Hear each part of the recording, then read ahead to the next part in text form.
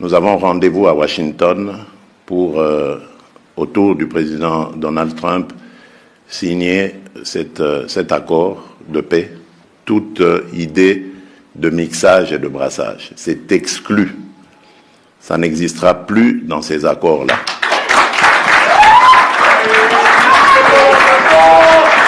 Nous sommes à la croisée des chemins.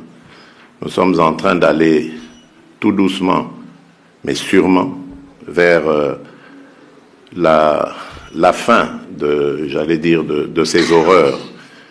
Des horreurs qui ont entraîné des millions de victimes dans notre pays. C'est pour ça que nous parlons aujourd'hui, haut et fort, d'un génocide congolais. Un génocide que la communauté internationale a ignoré pour des raisons évidentes, parce qu'évidemment ce voisin belliqueux travaillait avec le soutien de certaines puissances. Il travaillait à piller nos ressources et à servir les industries de haute technologie de ces pays-là. Et aujourd'hui, grâce à Dieu, nous sommes en train de tendre vers la fin. Je crois que vous êtes au courant maintenant que, grâce à l'initiative évidemment du président Donald Trump, que je remercie au passage, et à travers lui, je remercie également l'émir du Qatar, vous devez être au courant que le 4 du mois prochain, dans quelques jours donc, le 4 décembre,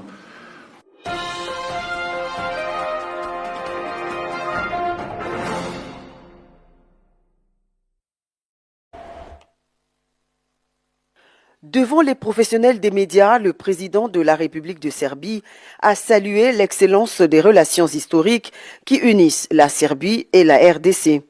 Alexandre Vučić a profité de l'occasion pour rappeler que ces relations ont toujours été marquées par l'amitié, la solidarité et un profond respect mutuel. L'autorité serbe a réaffirmé son attachement au respect strict de la Charte des Nations Unies à propos du principe de souveraineté, de l'intégrité territoriale de la République démocratique du Congo. Le président Vučić a également mis en avant le renforcement constant de la coopération bilatérale, notamment dans les secteurs de la sécurité et de la défense, de la culture, du sport, de l'agriculture, de la formation technique, ainsi que du numérique et de l'innovation. Il a souligné que ces partenariats s'inscrivent dans une dynamique de long terme au bénéfice des deux peuples.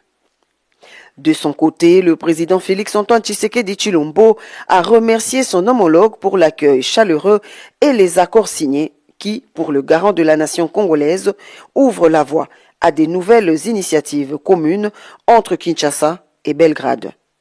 Ce que j'ai retenu, c'est que le président a redit son soutien et son attachement à la souveraineté et à l'intégrité territoriale de la République démocratique du Congo, ce dont je le remercie.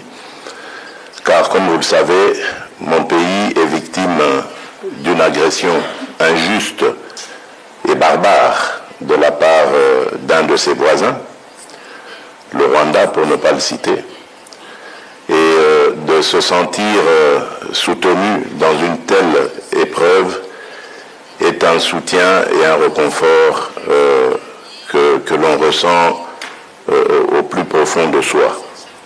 Je tiens donc à remercier le président Vučić pour cela. Le président de la République a échangé avec le Premier ministre serbe Bruno Markut avant de s'entretenir avec la présidente de l'Assemblée nationale Ana Brnabić pendant une trentaine de minutes. Madame Ana Brnabić a remercié le président de la République pour le soutien apporté par la République démocratique du Congo à l'intégrité territoriale de la République de Serbie ainsi que pour son appui au sein des organisations internationales concernant la question du Kosovo. Elle a également souhaité une coopération parlementaire plus accrue entre les deux pays.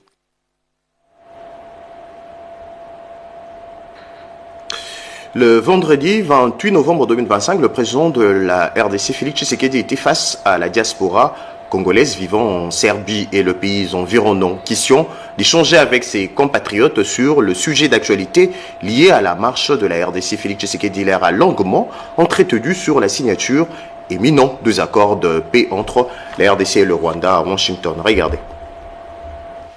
Entre espoir et défi, le président Félix-Antoine Tshisekedi Tshilombo a échangé avec la diaspora congolaise de Serbie, abordant des questions cruciales pour l'avenir de la RDC.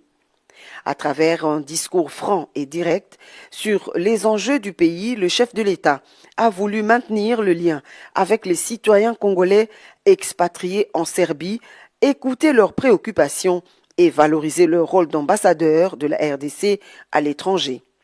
À ses compatriotes de Serbie et dans les pays environnants qui ont effectué le déplacement de Belgrade, le chef de l'État a choisi comme premier sujet son déplacement imminent aux États-Unis d'Amérique. Il a annoncé qu'il se rendra à Washington pour entériner l'accord signé avec le Rwanda sous l'égide des États-Unis et qui a déjà été rendu public en toute transparence. Les objectifs réels de cet accord consistent à obtenir une paix durable et le retrait des troupes rwandaises du territoire congolais. Mais ne vous laissez pas berner, on ne fera ni brassage ni mixage, a-t-il rassuré. Nous sommes à la croisée des chemins. Nous sommes en train d'aller tout doucement, mais sûrement, vers la fin de ces horreurs. Des horreurs qui ont entraîné des millions de victimes dans notre pays. C'est pour ça que nous parlons aujourd'hui haut et fort d'un génocide congolais, un génocide que la communauté internationale a ignoré pour des raisons évidentes, parce qu'évidemment ce voisin belliqueux travaillait avec le soutien de certaines puissances. Il travaillait à piller nos ressources et à servir les industries de haute technologie de ces pays-là. Et aujourd'hui, grâce à Dieu, nous sommes en train de tendre vers la fin. Je crois que vous êtes au courant maintenant que grâce à l'initiative évidemment du président Donald Trump, que je remercie au passage, et à travers lui, je remercie également l'émir du Qatar, vous devez être au courant que le 4 du mois prochain, dans quelques jours donc, le 4 décembre, nous avons rendez-vous à Washington pour, autour du président Donald Trump, signer cet accord de paix. Toute idée de mixage et de brassage, c'est exclu. Ça n'existera plus dans ces accords-là.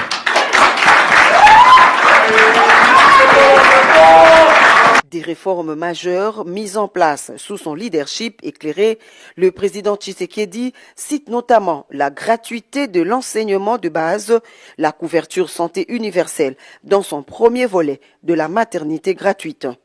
Concernant les enjeux de son voyage en Serbie, le président de la République a insisté sur le lien d'amitié et de fraternité qui unissent le peuple congolais à la Serbie, des liens historiques traditionnellement bons et amicaux.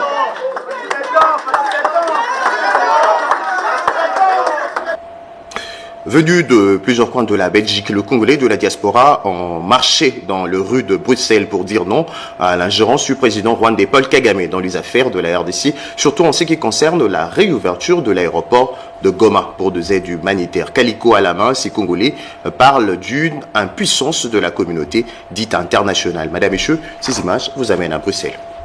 La justice! La justice! La justice!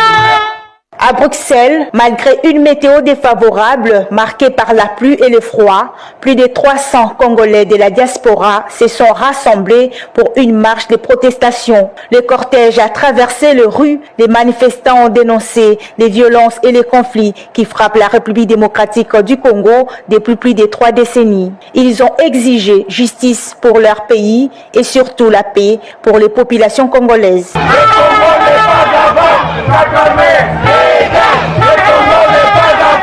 Brandissant pancartes et slogans, ils ont déjà coûté trop de vies et trop d'espoir. Leur message est clair et sans appel. 30 ans de guerre, ça suffit. Nous avons marché pour dire non à l'agression barbare que subit l'Est de notre pays, la RDC. Le Congo aux Congolais, 10 millions de morts, ça suffit. Les viols, ça suffit. Le Congo n'est pas à vendre. Nous soutenons la diplomatie agissante de notre président Félix-Antoine Tshisekedi et de notre gouvernement. Nous dénonçons jusqu'à la fin de cette guerre, nous dénonçons cette agression. Nous n'en voulons plus, ça suffit.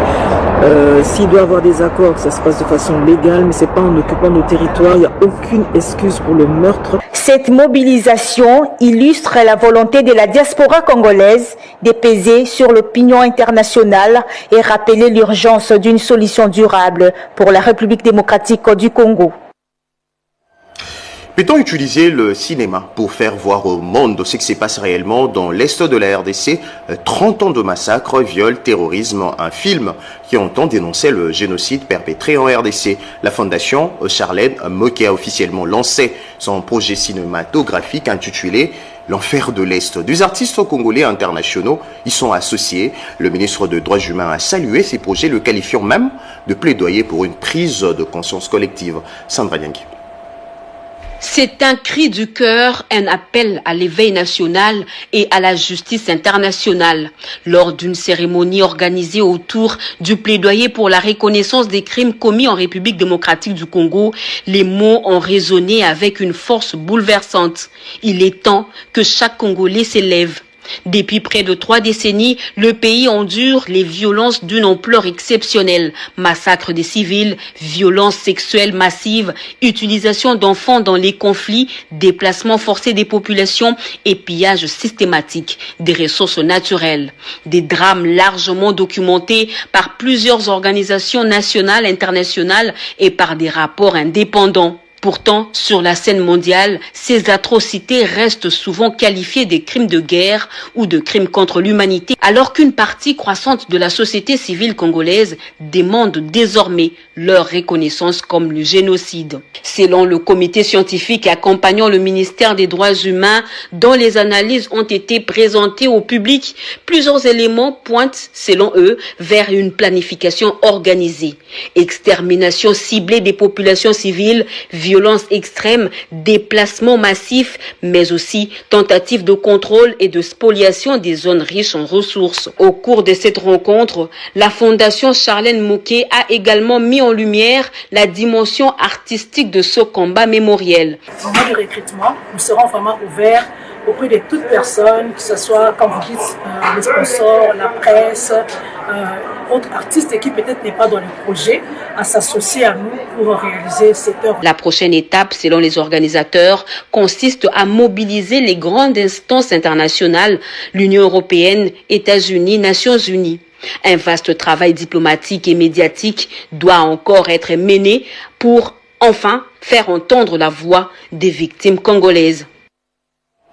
Dans l'actualité également, le 4 décembre 2025 est prévu la signature de l'accord de paix de Washington. À Kinshasa, le parti et regroupement politique commente le sujet. À l'exemple du rassemblement de compagnons de Etienne Tshisekedi qui exprime que le président du Kenya ne doit pas prendre part à cette rencontre historique pour la région de Grand Lac. Pour Jean-Pierre Lisanga Bonganga, coordonnateur de cette structure, de doute quant à la neutralité du président kenyan et à sa sincérité jugée trop proche des ennemis du Congo. Les rassemblements des compagnons d'Etienne Tshisekedi pour le changement et le progrès social félicite le président de la République, chef de l'État, son Excellence Félix Antoine Tshisekedi Tshilombo, pour ses efforts diplomatiques, tout azimut, qui va aboutir à la signature de l'accord global de paix dans la région des Grands Lacs en date du 4 décembre 2025 à Washington. Les RCT-CPS s'inquiètent de la présence du président kenyan William Ruto lors de la signature du dit accord. Ces inquiétudes sont justifiées par les faits suivants. Il est difficile de croire que sa présence se justifierait par sa neutralité, encore moins par sa sincérité, lui qui, dès la prise de Goma par l'armée rwandaise et ses supplétifs AFC M23, était le premier à désigner un conseil général dont l'acte posé agresse toutes les dispositions en matière de la diplomatie et de la coopération. Lui qui a fait devenir son pays la plaque tournante de l'opposition politique et stratégique contre les pouvoirs en place avec la naissance de Sauvons la RDC. Pour le RCT-CPS, il serait judicieux de compter parmi les invités les présidents togolais et angolais comme témoins.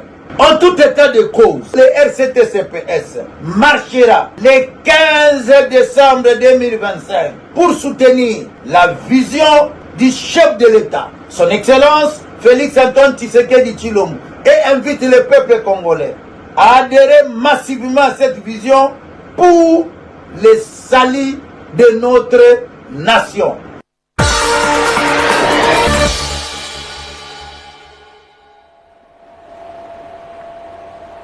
La semaine qui s'achève a été marquée par le naufrage d'une embarcation dans le Mai-Ndombe, la fermeture de l'aéroport de Chikapa, aussi l'interdiction de la chirurgie esthétique au type BBL en RDC. Madame, Monsieur, voici la semaine en 5 commentée par Joséphine Liondo. 10 ans de servitude pénale et une amende de 300 millions de francs congolais, c'est le verdict rendu par le tribunal de Kinshasa-Gombe contre la désormais célèbre braqueuse d'Eurobank, Honorine Porsche. Procès qui a retenu l'attention du public nombreux. À l'origine des morts subites et des dégâts corporels irréversible, la chirurgie esthétique du type BBL interdite en RDC et les cliniques qui proposent ces services seront fermées. Le ministre de la Santé s'est montré inflexible à ce sujet.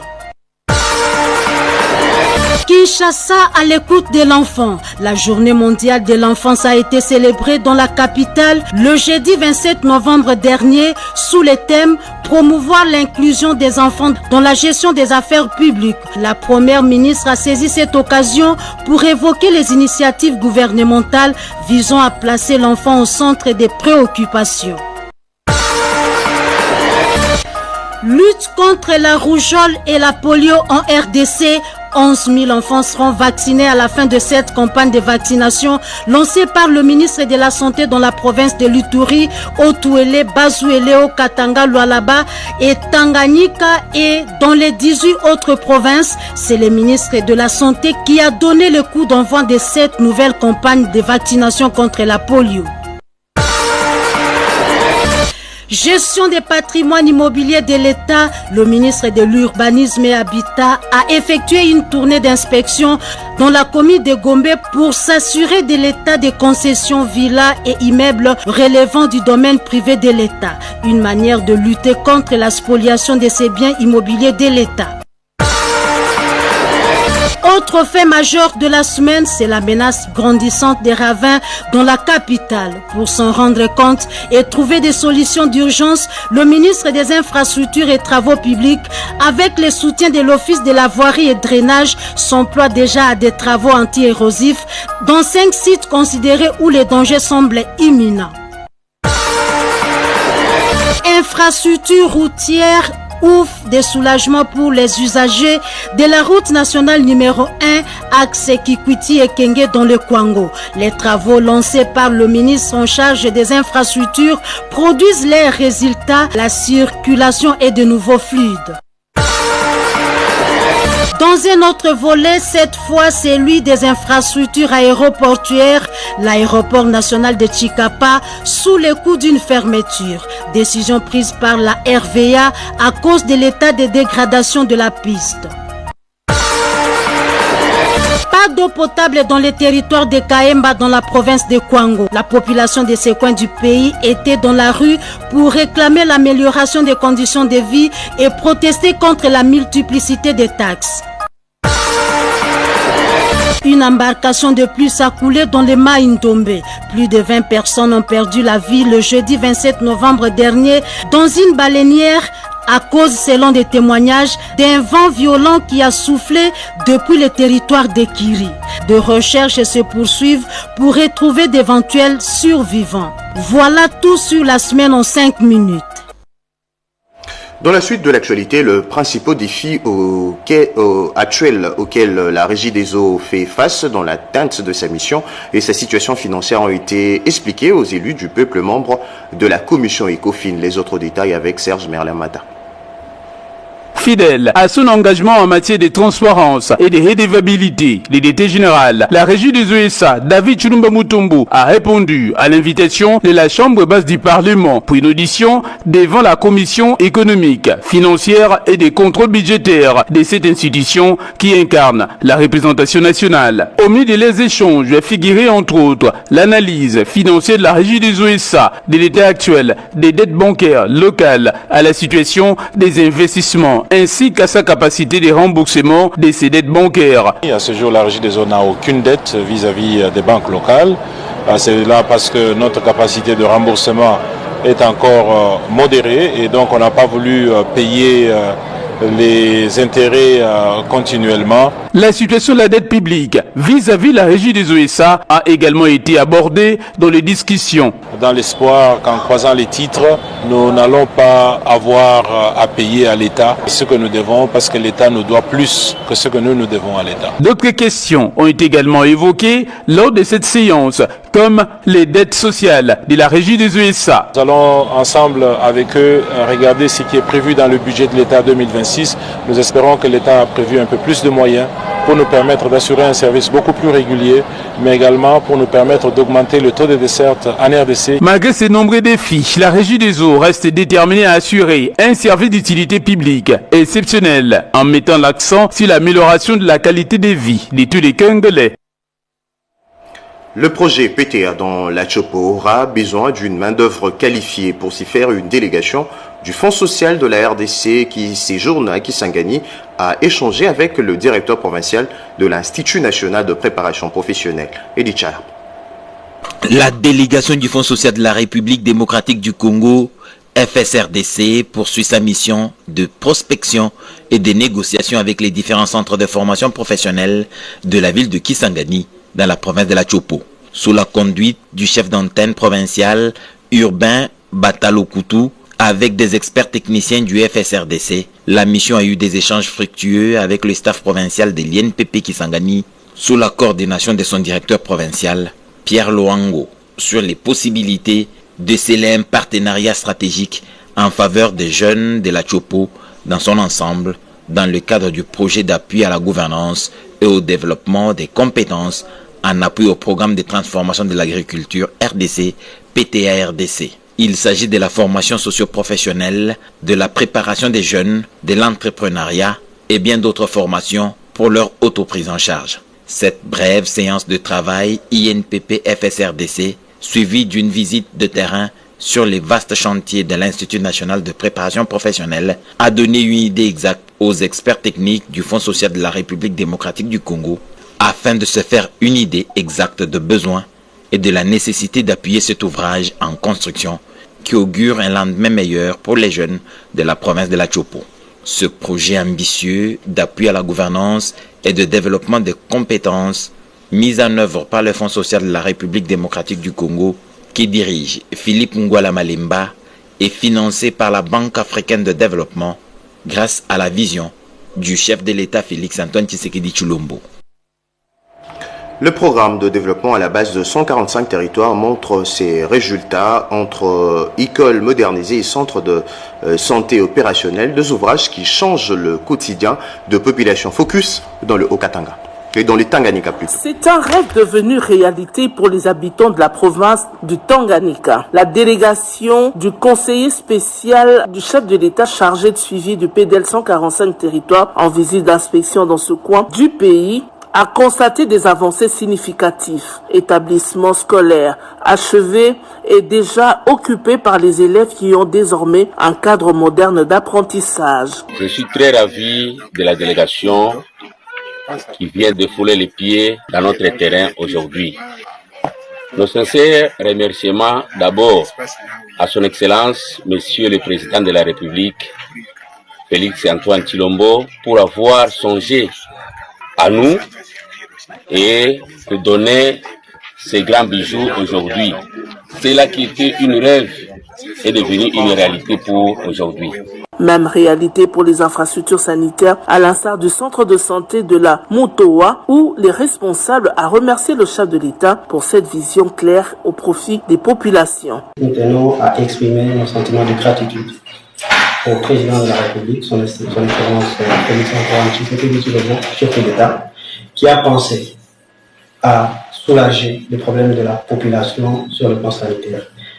C'est-à-dire avec ce projet de développement 145 territoires, en construisant des centres de santé de référence comme celui-ci, le centre de santé de référence de Motowa, équipé, hautement équipé, et qui est en train de rendre service à la communauté. La clôture de cette tournée dans le Grand Katanga, initiée par le conseiller spécial du chef de l'État en charge de suivi du PDL 145 territoires, sera orientée vers le Haut-Lomami avant d'entamer le Grand Kasaï.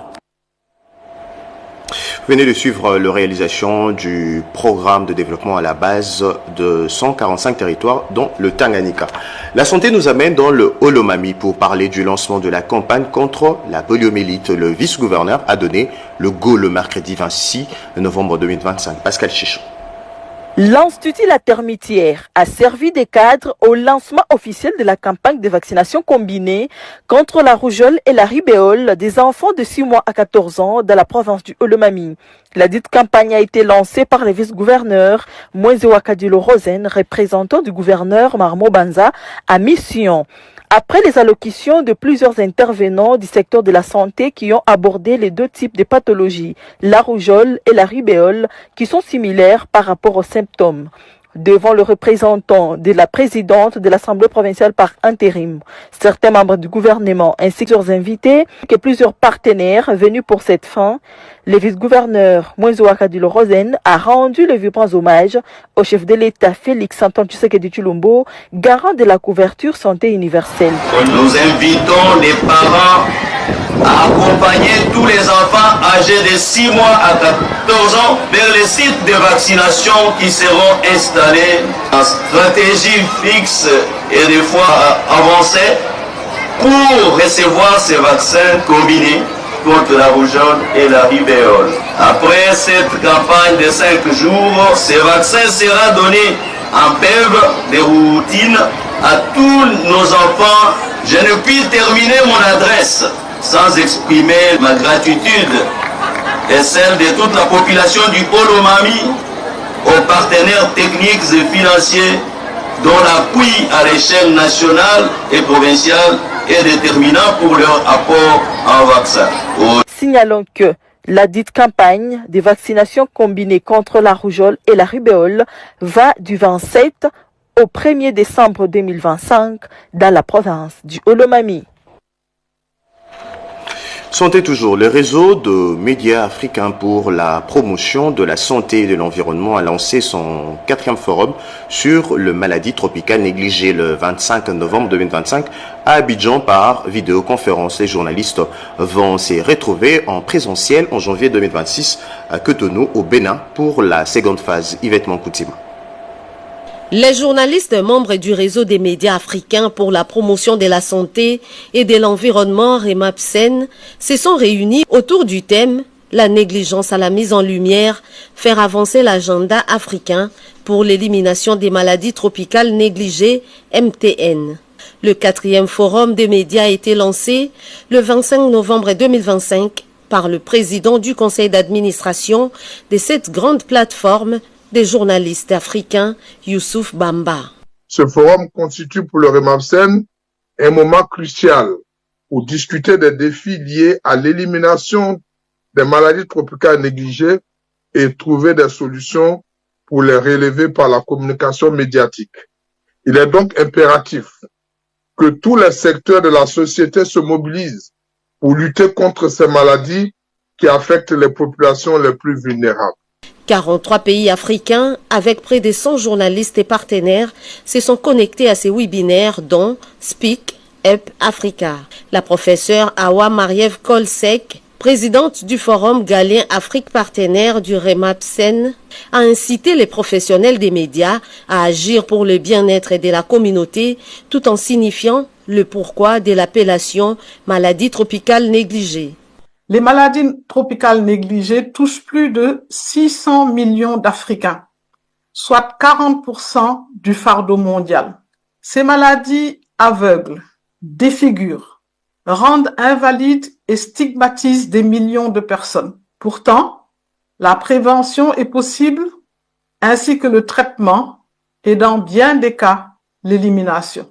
Ce lancement est une première phase et la deuxième interviendra le 29 et 30 janvier 2026 à Cotonou, au Bénin, en présentiel. Un forum couplé des awards du REMAPSEN nommé Prix Michel Sidibé. Communiqué officiel, le bureau du Conseil économique et social informe l'opinion tant nationale qu'internationale que la clôture de la session ordinaire d'octobre 2025 aura lieu ce lundi 1er décembre 2025 à 10h de Kinshasa dans la salle de plénière au siège du Conseil économique et social. La présence obligatoire de tout le conseiller de la République à la cérémonie de clôture est exigée. Fait à Kinshasa le 27 novembre 2025, René Ngongo, rapporteur, et puis ces titres avant de nous quitter. Dans le Haut-Ouélé, l'Université nationale s'emploie à la valorisation et la promotion du patrimoine culturel. Une journée scientifique a été organisée par cette institution à l'intention du public. Nathalie Mboula. Comment pérenniser l'approche des créations pédagogiques à base du patrimoine culturel mise en œuvre dans le cadre du projet Afresirge dans la province du Haut-Ouélé? La question a été au centre de la cérémonie d'inauguration du musée écolier et universitaire assortie des remises des kits mobiles. Une activité organisée par l'Université de l'Ouélé en collaboration avec le musée royal de l'Afrique centrale à Issuro. Le secrétaire général académique de cette alma mater, le professeur Félix Badoma, explique que nous sommes responsables de la transmission de notre patrimoine culturel et vital. Parce que nous recevons des ancêtres, les autres nous l'ont transmis et nous, à notre tour, de les transmettre dans son authenticité. De son côté, la professeure Vicky Van de l'Université de Gand, agissant au compte du Musée royal d'Afrique centrale, fournit les précisions suivantes. La politique scientifique belge nous a accordé un financement pour ce projet interuniversitaire dont le titre est Patrimoine transformateur, la politique, la restitution digitale et la construction de paix. Le chef des travaux, Dr